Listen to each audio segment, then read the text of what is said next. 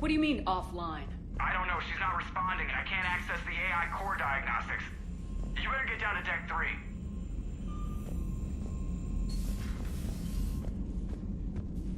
Commander, comm systems are going haywire.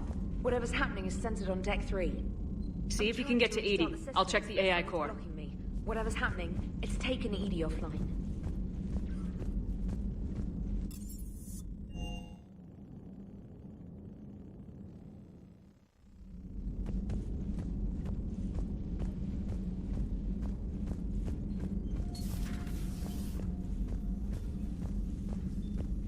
Is everything okay? That's what I'm gonna find out.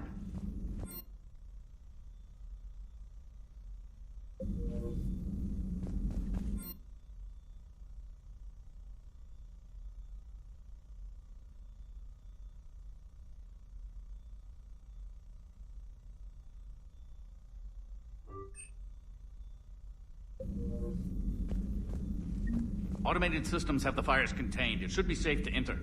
We'll follow your lead. Joker, what's that sound? Fire extinguishers, Commander. Could be an electrical fire, or something.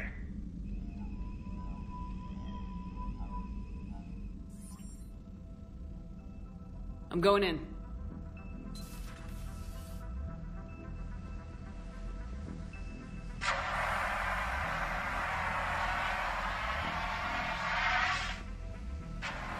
EDI, talk to me.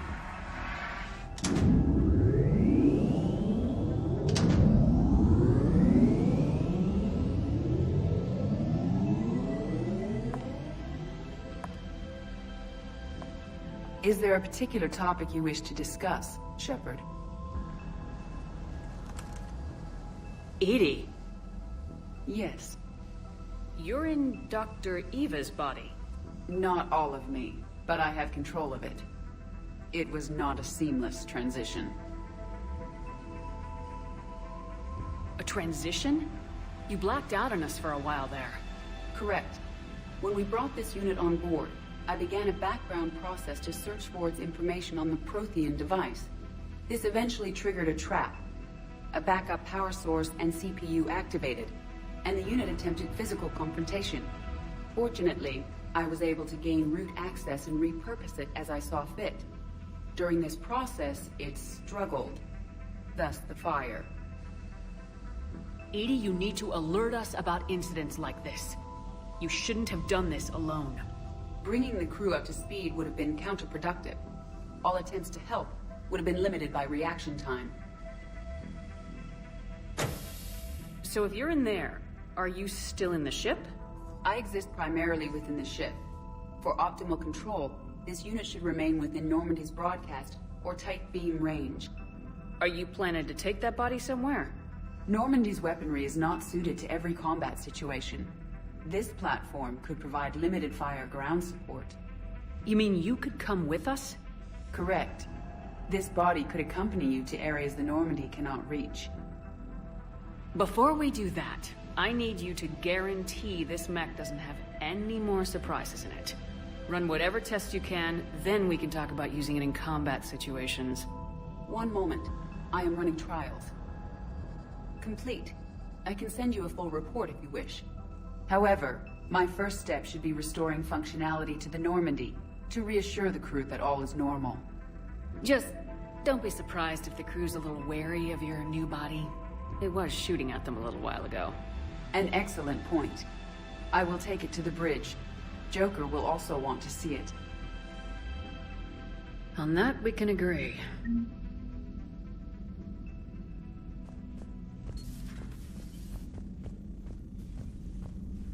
Was that EDI who just walked by? Yes, it was. Joker is going to have a field day with this.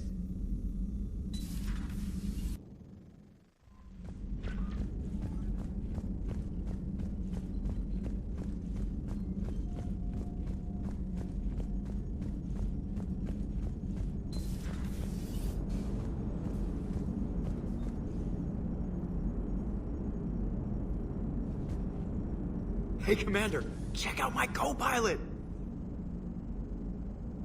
So she installed herself into the new body without any help from you? Come on, Commander, don't you trust me? Okay, let me put it this way. If I knew that EDI was gonna install herself into a sexy robot body, do you honestly think I'd be able to keep quiet about it? Look at that! I would've baked a cake. I am right here, Jeff. Yes, you are, EDI. Yes, you are.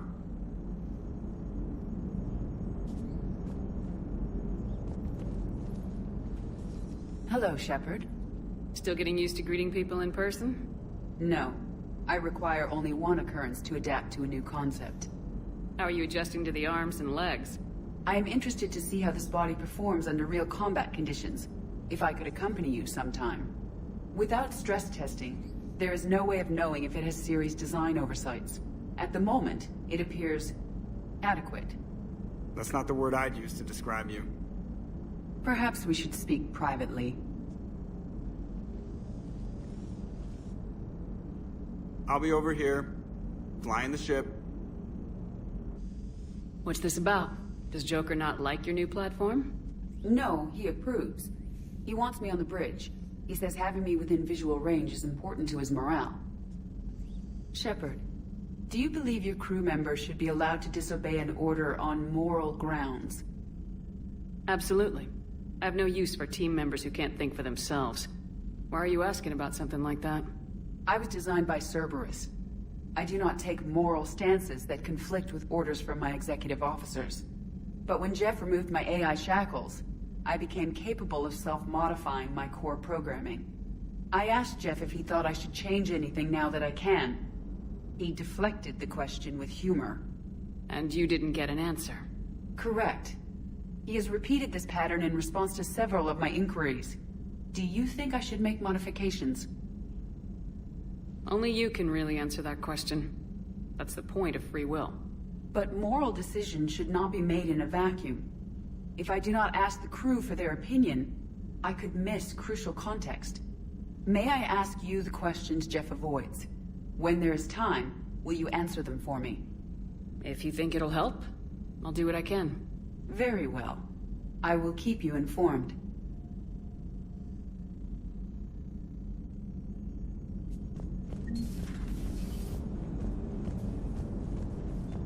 Hey, I know I used to rag on Garrus for being all angry, but I'm glad he's back.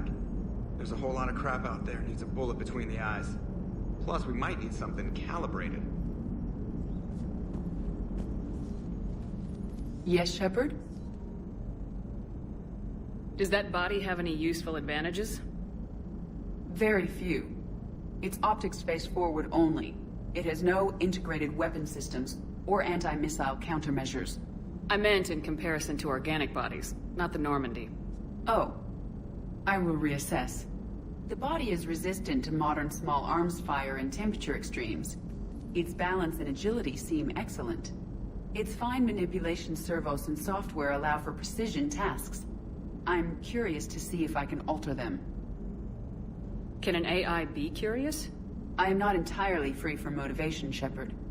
Cerberus programmed me with several core functions that simulate desires. For example, my primary objective to keep the Normandy functioning is similar to your self-preservation instinct. You look like you're in the middle of something.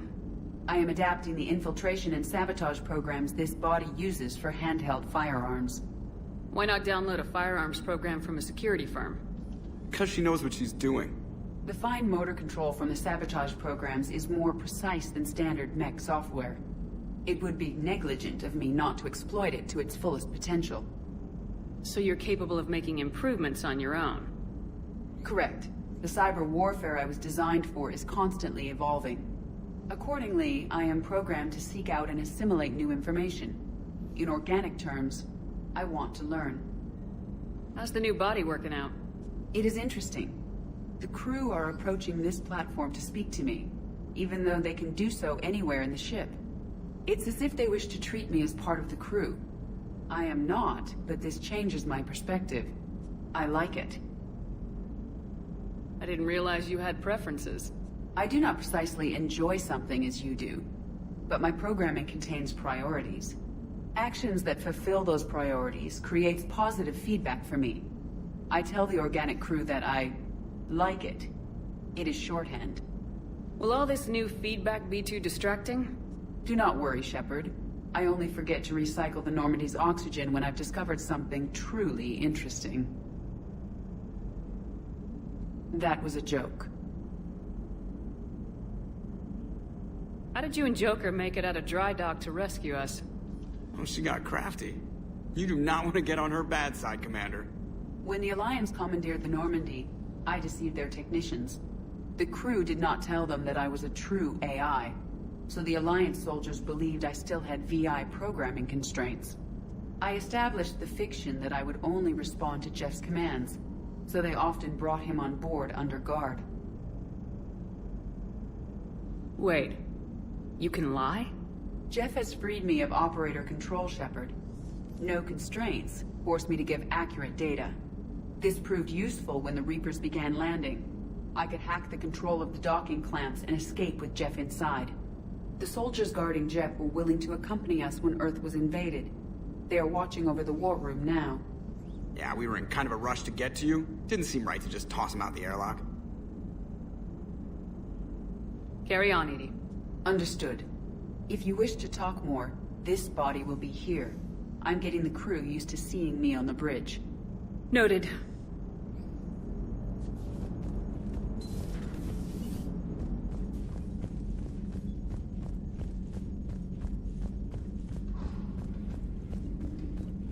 Commander, you have a message from Major Alenko. He must be feeling better. Commander, are you alright? It was fairly intense up here. I can only imagine what it was like down on that moon. I thought you'd be more concerned about EDI. EDI is a huge asset to this team. If she'd told me about her plan to obtain a body, I'd have volunteered to help. I did not wish to force a conflict of interest between our friendship and your duty. I'd have preferred a conflict of interest to a hard restart of half our systems. But thanks, regardless. While you're here, though, I found something while scanning Alliance channels. Grissom Academy is requesting help. The Reaper invasion front will hit them soon. I thought the war would close most schools. Grissom Academy is more specialized than a normal school. It's home to some of the smartest students humanity has to offer. Their Ascension project helps gifted young biotics. If it had been open 20 years ago, I bet you'd have been there. It's not an average school. They might even be doing work for the Alliance. What can we do? A Turian evac transport responded to their distress call, so normally I'd say we don't need to do anything. But something sounded off in the Turian signal. I had EDI perform an analysis. It's fake. EDI thinks it's Cerberus. She said the fake Turian signal was similar to the one that lured you to a collector ship? Long story. In any event, whoever faked the signal wants us to think Grissom Academy's being evacuated. But I believe they're still in danger. Good catch. Maybe you belong here after all. If this really is Cerberus, hopefully this operation is something worth investigating. It could be simple disinformation. Trainer, good catch.